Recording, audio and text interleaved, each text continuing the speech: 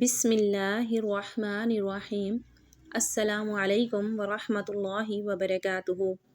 رسول اللہ صلی اللہ علیہ وآلہ وسلم کے شام سے واپس آنے کے بعد حضرت خدیجہ مکمل طور پر شادی کے لیے رضامند تھیں، لیکن مسئلہ یہ تھا کہ کیسے حضور اکرم تک پیغام نکاح پہنچایا جائے، کیونکہ عرب کے رواج کے مطابق پیغام نکاح مرد دیتے تھے، نہ کہ عورتیں۔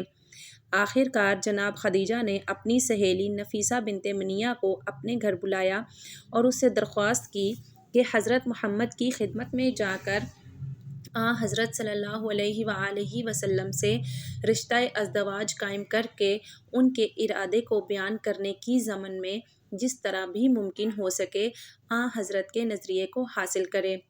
نفیسہ نے حضرت محمد صلی اللہ علیہ وآلہ وسلم سے اس وقت ملاقات کی جب آپ کعبہ کا طواف بجا لانے کے بعد لوٹ رہے تھے۔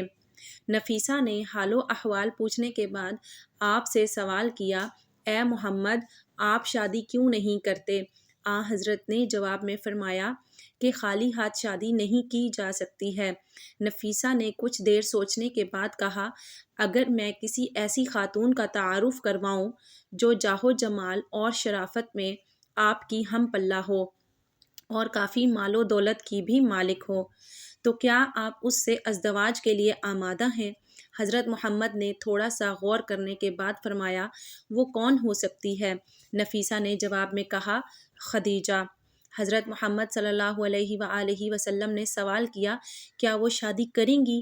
میں نے تو سنا ہے کہ بہت سے لوگوں نے ان کی خواستگاری کی ہے اور انہوں نے ان سب کا انکار کیا ہے۔ اگر وہ راضی ہوں تو میں موافق اور راضی ہوں۔ نفیسہ فوراً جناب خدیجہ کے گھر پہنچی اور انہیں حضرت محمد صلی اللہ علیہ وآلہ وسلم کی ان کے ساتھ شادی کرنے کی رضامندی کی خبر سنا دی۔ حضرت محمد صلی اللہ علیہ وآلہ وسلم نے جناب خدیجہ کی آپ سے شادی کرنے کی رضامندی اور ان سے ازدواج کی اپنی دلچسپی اور رضامندی کے بارے میں اپنے چچا ابو طالب، عباس اور ابو لہب کو آگاہ کیا۔ ابو لہب نے کہا، میرے بھتیجے، ہمیں عربوں میں بدنام نہ کرنا، تم خدیجہ کے لائق نہیں ہو۔ حضرت کے چچا عباس جگہ سے اٹھ کے کھڑے ہوئے اور ابو لہب سے تیز لہجے میں مخاطب ہو کر کہا، تم ایک پست آدمی ہو، خدیجہ میرے اس بھتیجے کے بارے میں کون سا اعتراض کر سکتی ہے؟ محمد صلی اللہ علیہ وآلہ وسلم دلربا، جمال و کمال کے مالک ہیں، خدیجہ کیسے اپنے آپ کو ان سے برتر ثابت کر سکتی ہیں؟ کیا مال یا کمال کی وجہ سے؟ کعبہ کے خدا کی قسم، خدیجہ جتنا بھی محمد سے مہر چاہے، میں گھوڑے پر سوار ہو کر بیابانوں میں گھوم کر اور بادشاہوں کے محلوں میں جا کر اسے مہیا کروں گا۔ جناب ابو طالب اپنے بھائیوں سے صلاح و مشورہ کرنے کے بعد اس نتیجے پر پہنچے کہ سب سے پہلے ضروری ہے کہ جناب خدیجہ کا نظریہ اور ان کی طرف سے ممکنہ شرائط معلوم کیے جائیں اور اس کے بعد کوئی فیصلہ کیا جائے۔ اس کے بعد انہوں نے پیغمبر اکرم صلی اللہ علیہ وآلہ وسلم کی پھوپھی صفیہ کو خدیجہ کے پاس بھیجا تاکہ بلا واسطہ ان سے گفتگو کر کے اس سلسلے میں ان کے نظریے کے بارے میں آگاہی حاصل کریں۔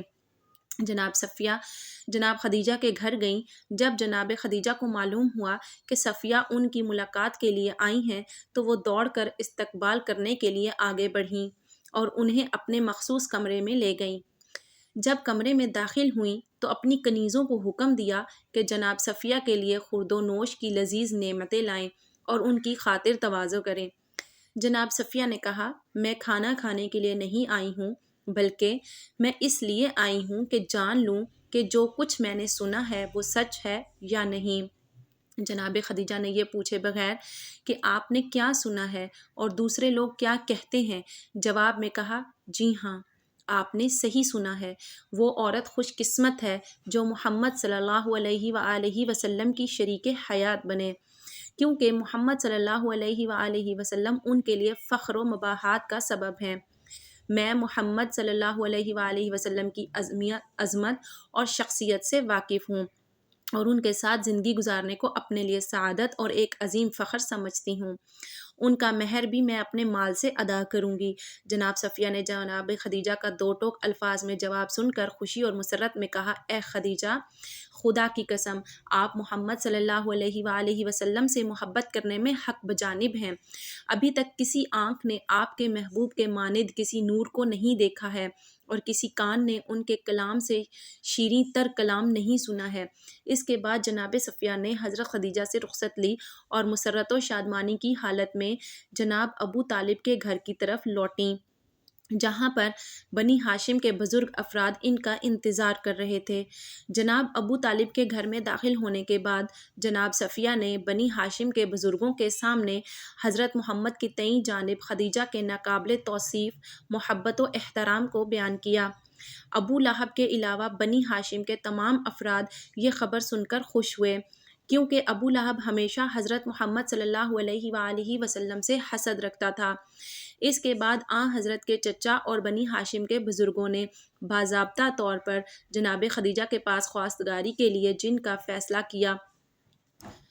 28 سال ہجرت سے قبل، 62 سے 15 سال قبل، 9 شوال کو جناب ابو طالب اپنے عید کے لباس کو زیب تن کر کے بنی ہاشم کے چند بزرگوں کی سرپرستی کرتے ہوئے حضرت خدیجہ کے چچا عمر بن اسد کے گھر کی طرف روانہ ہوئے، کیونکہ طے یہ پایا تھا کہ نکاح خوانی کی رسم وہیں پر منعقد ہوگی۔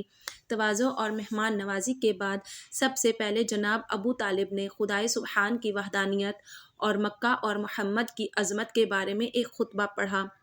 خطبہ پڑھنے کے بعد مہر کے بارے میں گفتگو ہوئی۔ حضرت خدیجہ کے مہر کے بارے میں مختلف اقوال نقل کیے گئے ہیں۔ ابن عباس نے حضرت خدیجہ کا مہر 12 اوقیہ ذکر کیا ہے، جبکہ سیرہ ابن ہشام میں 20 بقرہ ذکر کیا گیا ہے۔ مہر دینے کے وقت آیا تو حضرت خدیجہ کھڑی ہوئیں اور اپنے چچا عمر سے فرمانے لگیں، ممکن ہے دوسرے مسائل میں آپ اختیار رکھتے ہوں، لیکن یہاں پر خود مجھے اختیار ہے۔ اس کے بعد کہا، اے محمد، میں نے اپنے آپ کو آپ کی بیوی قرار دیا ہے اور مہر بھی میں نے اپنے ہی ذمے لے لیا ہے۔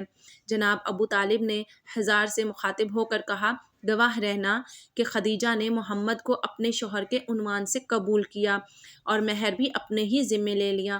ابو جہل کھڑا ہوا اور غضبناک ہو کر حضار سے مخاطب ہو کر بولا، تعجب کی بات ہے کہ عورتیں مردوں کے مہر کو اپنے ذمے لے لیتی ہیں۔ جناب ابو طالب غضبناک ہو گئے اور کھڑے ہو کر کہا، جی ہاں، اگر کوئی مرد میرے بھتیجے کے مانند ہو تو عورتیں سب سے گراں قیمت مہر کو بھی اپنے ذمے لیتی ہیں، اور تم جیسے ہوں تو گراں قیمت مہر لیے بغیر ان سے ازدواج کے لیے آمادہ نہیں ہوتی۔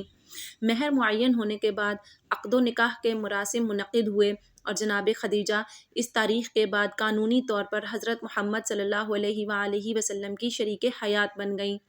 ناظرین گرامی، یہ یاد رہے کہ آپ صلی اللہ علیہ وآلہ وسلم ملت ابراہیمی پر قائم تھے، اور حضرت خدیجہ رضی اللہ عنہا کی راستی اور طہارت بھی مسلم تھی۔ نیز ورقہ بن نوفل کی تعلیمات کی روشنی میں وہ آپ صلی اللہ علیہ وآلہ وسلم کو نبی آخر الزمان ہی سمجھ کر نکاح کر رہی تھیں، اس لیے یہ نکاح دین حنیف ملت ابراہیمی پر منعقد ہوا تھا۔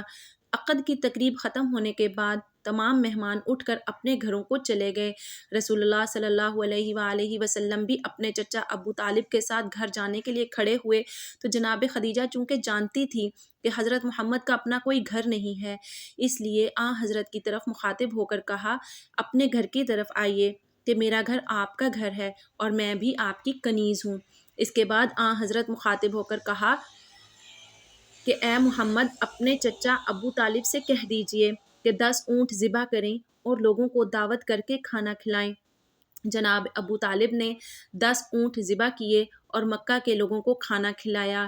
اس طرح اس ولیمے کے ذریعے حضرت محمد کے عقد و شادی کی تقریب اختتام کو پہنچی۔